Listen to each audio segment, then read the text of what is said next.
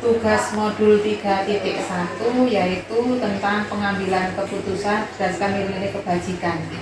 Nah, di sini saya akan mewawancarai beberapa hal terkait dengan dilema etika yang sering dijumpai di sekolah, Bapak. Mungkin perkenalan dulu terlebih dahulu, Bapak. Oke, terima kasih Bu Gusnul. Saya dari Kepala SMP Kuliah tempat panjenengan sekolah. Di sini tempat panjenengan bekerja. Saya siap membantu apa yang panjenengan tanyakan kaitan dengan keputusan dari etika. Tadi yang pertama panjenengan tanya apa tadi pertanyaannya? Iya, pertanyaan pertama, Bapak, bagaimana Bapak bisa mengidentifikasi kasus-kasus yang merupakan dilema etika ataupun rujukan moral? Terima kasih Bu. Untuk mengidentifikasi ini memang yang pertama kita lihat dulu apa sih yang dilakukan, apa sih yang diinginkan, ya. Jadi kita identifikasi apa sih dilema itu yang terjadi, terus bagaimana kegiatan yang beliau inginkan atau yang dilaksanakan sebagai bentuk dua hal yang menjadi dilema itu. Jadi intinya kita akan melihat dulu apa sih dilema itu sendiri. Itu yang pertama harus kita pegang dulu. Melihat, ya, diidentifikasi dulu. Ya, dilemanya itu yang seperti apa. Berarti kan sama-sama punya nilai kebenaran ya Pak, antara dua hal punya posisi benar semua. Jadi membutuhkan analis lebih lanjut untuk bisa memutuskan ke salah satu hal tersebut. Kemudian pertanyaan yang kedua, Bapak, bagaimana Bapak menjalankan pengambilan keputusan di sekolah, terutama untuk kasus di mana ada dua kepentingan yang sama-sama benar atau sama-sama mengandung nilai-nilai kebajikan? Baik, keputusan yang ambil saya harus melihat dulu, Ibu, itu kira-kira dampaknya apa? Dilihat dari akibatnya nanti. Dampaknya apa? Sehingga nanti setelah kita melihat dampak, kita akan menentukan prioritasnya. Kedua-duanya mungkin baik, tapi kita lihat dulu dampaknya apa. Setelah kita lihat, terus berarti inilah yang harus saya prioritaskan. Jadi ya kita sekali lagi fokusnya pada prioritas itu sendiri. Prioritas yang memberikan dampak lebih, yang memberikan dampak lebih untuk sekolahan. Ya, tidak harus bersama-sama, tapi ya kita lihat, kita utamakan yang prioritas yang mungkin dampaknya lebih langsung. Baik Pak. Kemudian yang ketiga adalah langkah-langkah ataupun prosedur seperti apa yang biasa Bapak lakukan selama ini. Oke, tadi di awal kita akan temukan dulu ya, terus awalnya kita temukan kriterianya itu adalah seperti apa sih inti dari yang dia lakukan. Setelah kita temukan, baru kita akan membuat penetapan kategorinya. Ya, kita buat kategorinya apa. Ada dua, mungkin ini yang saya ambil dulu berdasarkan dari prioritas tadi ya.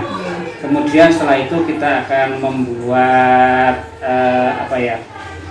mengidentifikasi kira-kira dari ketentuan itu faktor apa yang mungkin bisa mendukung kegiatan itu, bagaimana yang terlibat, siapa yang akan terlibat di dalamnya. Ini yang langkah-langkah kita ambil. Nah, setelah itu baru kita akan membentuk tim untuk menyelesaikan masalah itu. Tim bukan berarti buat panitia, tapi kita mencari orang lain untuk bisa membantu masukan bagaimana sih terhadap hal-hal yang seperti ini. Baik Pak. Kemudian yang keempat adalah hal-hal apa yang selama ini dianggap efektif dalam pengambilan keputusan pada kasus dilema etika, Pak? Oke, hal-hal yang efektif itu tadi yang jelas kita akan melihat sejauh mana kemanfaatan dari itu sendiri, sehingga sekali lagi efektifnya ya kita akan melibatkan orang lain untuk bisa membantu pemecahan itu, ada kerjasama dalam hal ini. Selanjutnya yang kelima adalah langkah apa yang selama ini merupakan tantangan dalam pengambilan keputusan. Oke, Tantangannya banyak sekali Bu di sini ya, yang menjadi tantangan di sini. Yang jelas nanti ada namanya ada nilai rasa, karena di sini belum tentu semua yang kita ambil itu menjadi hal yang menyenangkan bagi keputusan itu, sehingga kita itu merupakan tantangan yang pertama. Kemudian ada lagi tantangan yang berikutnya, untuk bisa melibatkan orang lain. Belum tentu semuanya semua orang itu bisa setuju dengan apa yang kita lakukan. Jadi intinya bahwa tantangan itu bisa muncul karena tidak semua yang kita lakukan itu dianggap baik, ya, dianggap baik oleh orang yang mempunyai masalah tadi. Jadi kepala sekolah ini selalu beranggapan tidak semua yang saya lakukan itu semuanya akan diterima. Itu satu nilai. Jadi adanya konflik nilai ya, dari nilai dan nilai rasa untuk menjelaskan ini loh yang paling benar buat saya, tapi belum tentu menurut itu diterima dengan baik. Selanjutnya, apakah Bapak memiliki sebuah takaran atau jadwal tertentu dalam sebuah penyelesaian kasus dilema etika, atau langsung menyelesaikan di tempat itu, atau memiliki jadwal tersendiri untuk bisa menyelesaikannya, ataupun bentuk dan prosedur apa yang sudah dijalankan? Kalau itu menyangkut dengan perbuatan yang mungkin tidak terlalu menghasilkan yang banyak, signifikannya itu hanya ringan, ya kita tidak perlu membuat jadwal, langsung kita selesaikan masalah itu.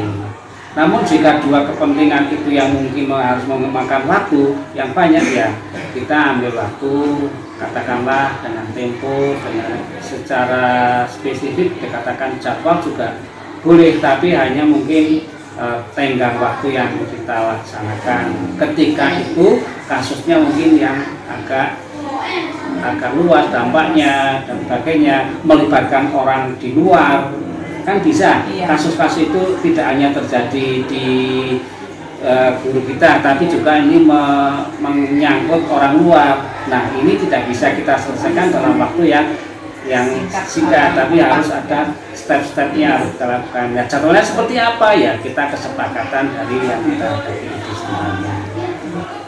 Baik Bapak. Kemudian selanjutnya adalah adakah seseorang atau faktor-faktor yang selama ini mempermudah ataupun membantu dalam mengambil keputusan atas kasus-kasus dilema tersebut? Jelas ada, Bu. Yeah. Faktor itu banyak sekali yang bisa muncul.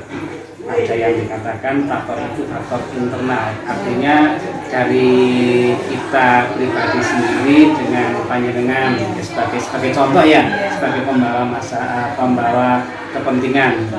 Tapi yang lebih bagus lagi, yang paling mendukung adalah kita harus kerjasama dengan orang lain tuh.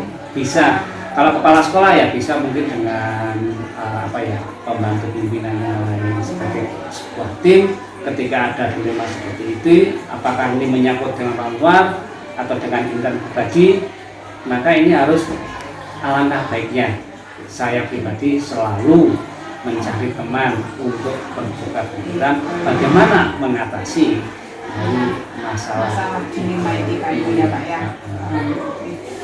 Yang terakhir Bapak, dari semua hal yang telah disampaikan, pembelajaran apa yang dapat Bapak petik dari pengalaman Bapak dalam mengambil keputusan berdasarkan dilema etika tersebut?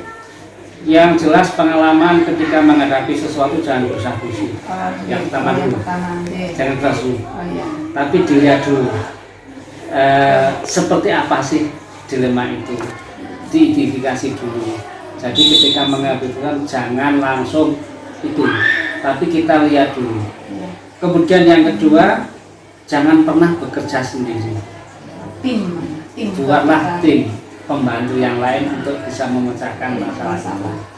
Jadi panjenengan saat menghadapi masalah jangan langsung, tapi dilihat dulu benar-benar ini disikapi sejauh mana sih ini kepentingannya, sejauh mana sih ini dampaknya, sejauh mana ini nanti kegiatan yang harus dilakukan terhadap masalah yang muncul. Nah, setelah benar-benar ada sebuah prioritas, jangan pernah sendiri, tapi carilah teman untuk bisa membantu. Intinya kita harus selalu kolaborasi dengan orang lain ketika menghadapi masalah. Tentunya siapa yang diajak kolaborasi adalah ya orang-orang yang mungkin bisa kita percaya, bisa yang terlibat, harusnya terlibat di dalamnya. Iya, begitu. Nah, Oke, baik Pak, terima kasih atas waktunya yang diberikan pada saya. Mudah-mudahan ini nanti membawa manfaat untuk bisa mengambil keputusan atas dilema etika yang dihadapi atau dialami di sekolah. Ini tersebut, Pak ya. Terima kasih waktunya. Saya Eri, Assalamualaikum warahmatullahi wabarakatuh. Terima kasih sekali lagi. Saya pesan dengan sebagai seorang guru ketika menghadapi sekali lagi menghadapi sebuah dilema, lihat dulu ya. Terus carilah teman. Itu hanya jawaban dulu. Carilah teman untuk bisa selalu saya. Terima kasih Bu. Mudah-mudahan ini bisa menambah wawasan panjenengan kaitannya ketika menghadapi sebuah dilema yang sama-sama baik. Ya. Terima kasih Pak. Monggo, ya, monggo.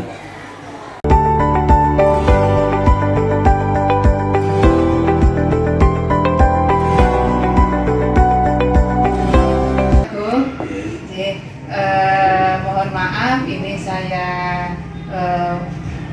menemui Pak Teguh di SD 2 Kepil untuk melakukan wawancara terkait dengan tugas saya sebagai guru penggerak angkatan 11 modul 3.1 Pak. Nah, di sini diadakan wawancara terkait dengan pengambilan keputusan berkaitan dengan nilai-nilai kebajikan yang ada di sekolah Pak. Ya, yang pertama mungkin Bapak sakit perkenalan terlebih dahulu. Perkenalkan, nama saya Teguh Rahmat sebagai Kepala Sekolah SD Negeri 2 Kepil. Langsung dipanggil. Terkait dengan pengambilan keputusan berdasarkan nilai-nilai kebajikan. Yang pertama, bagaimana Bapak mengidentifikasi kasus-kasus yang merupakan dilema etika atau bujukan moral, Pak? Ya, untuk kasus-kasus misalnya ya ini biasanya dalam menangani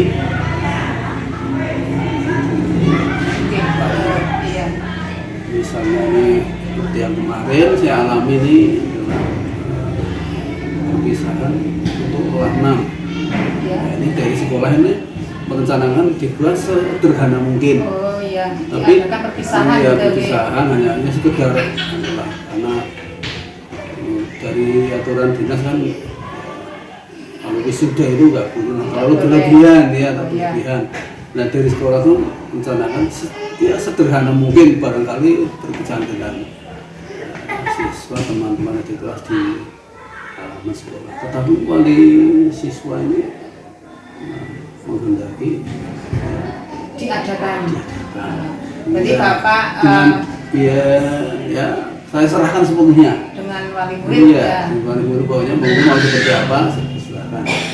Dan wali murid untuk sendiri ditemani oleh komite. Ya, akhirnya Sipsikom malah lebih katakan malah lebih meriah dari harapan sekolah.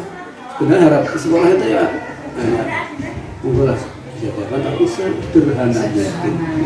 Tapi ada yang setuju Pak atau ada yang tidak setuju? Sebagian ada. Sebagian. Ada karena ya, mungkin pertimbangannya nanti sebentar lagi kan masuk SMP yang melanjutkan sekolah ini mungkin daripada biaya istilahnya hura-hura lebih baik untuk iya. Baik Pak, berarti cara mengidentifikasi itu dilihat dari wali murid itu ya, manfaatnya untuk wali murid. Ternyata wali murid setuju diadakan perpisahan tersebut, Pak ya. Kemudian pertanyaan selanjutnya yaitu bagaimana Bapak menjalankan pengambilan keputusan di sekolah Bapak, terutama untuk kasus-kasus di mana ada dua nilai yang sama-sama benar atau sama-sama mengandung nilai-nilai kebajikan? Itu pertama diidentifikasi dulu dari segi kebermanfaatan. Oke. Satu kemarin SD2 juga mendapat jatah lomba masih di tingkat kabupaten. Dari Iya. istilahnya itu tidak boleh meliburkan. Siswa. Tapi seandainya siswa yang didampingi beberapa guru kan yang kasihan. Iya. Sehingga ya terpaksa anak dibelajarkan di rumah, orang tua diberitahu, Iya. sehingga dewan guru semua mengeluarkan ke sana. Iya, semuanya berjalan ya Pak ya. Ini istilahnya lomba ini karena orang tidak tahu kan kasihan. Iya, iya, betul. Kemudian Pak, langkah-langkah atau prosedur seperti apa yang biasa Bapak lakukan dalam mengambil keputusan itu? Langkah-langkahnya seperti apa? Untuk misalnya untuk perlombaan, Ya. lomba itu kan pertama kita dipersiapkan dulu lah. Oh iya.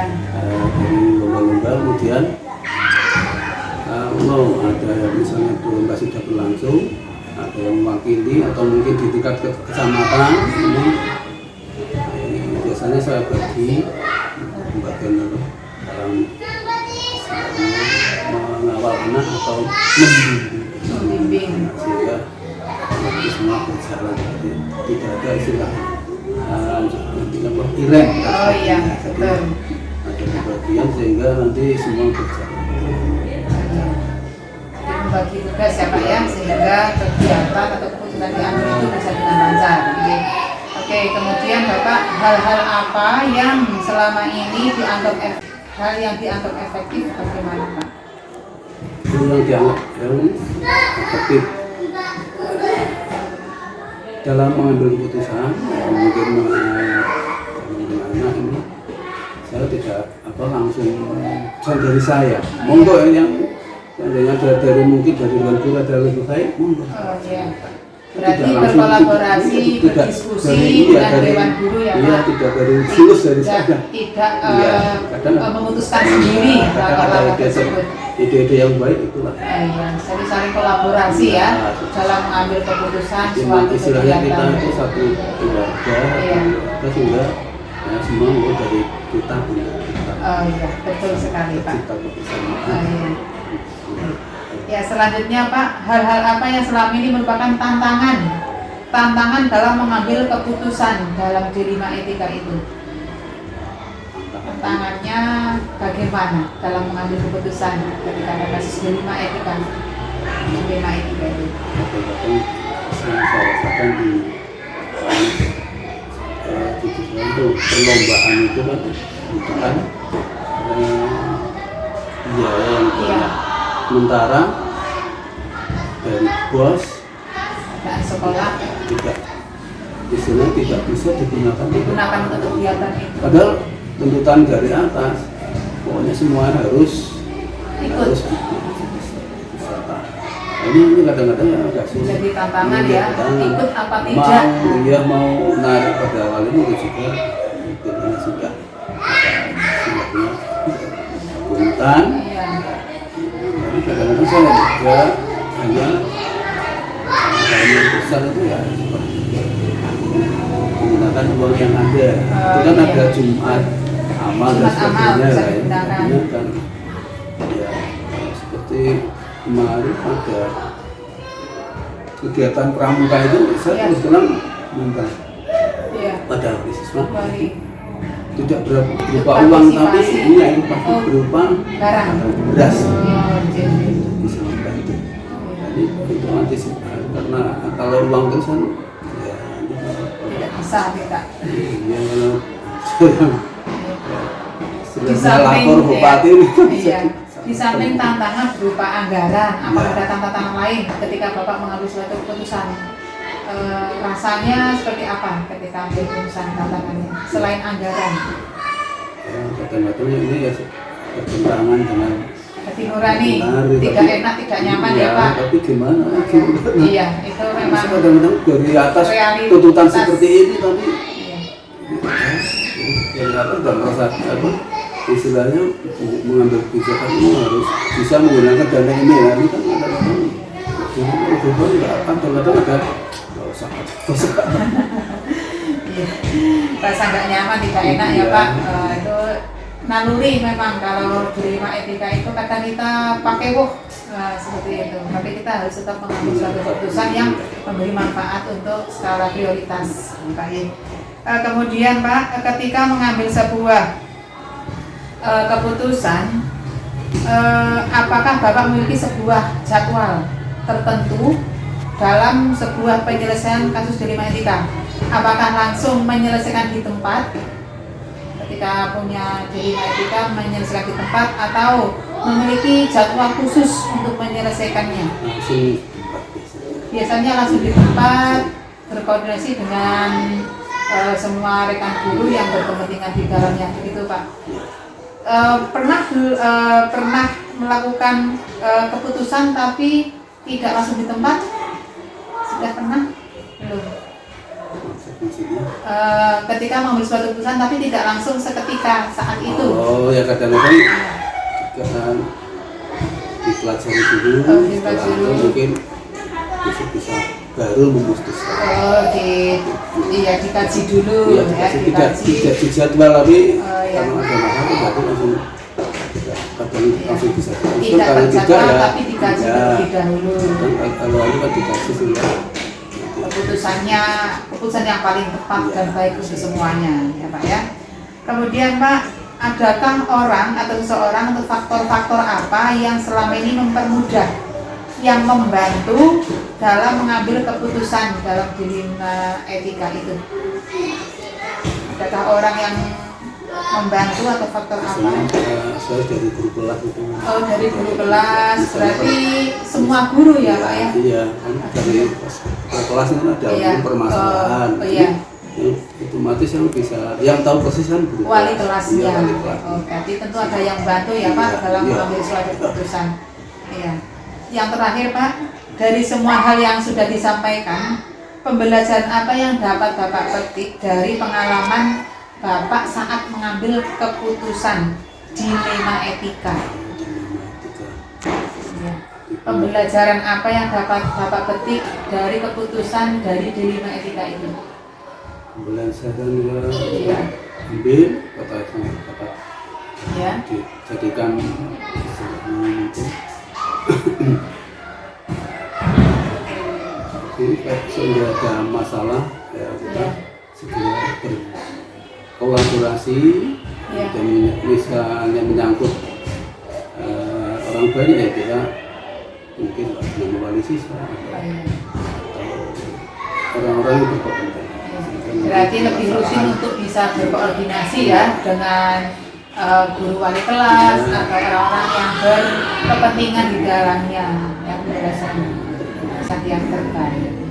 Oke Pak, terima kasih atas kesediaan waktunya. Ini mudahan nanti menjadi ilmu baru buat saya terkait dengan modul ini. Terima kasih banyak. Baik.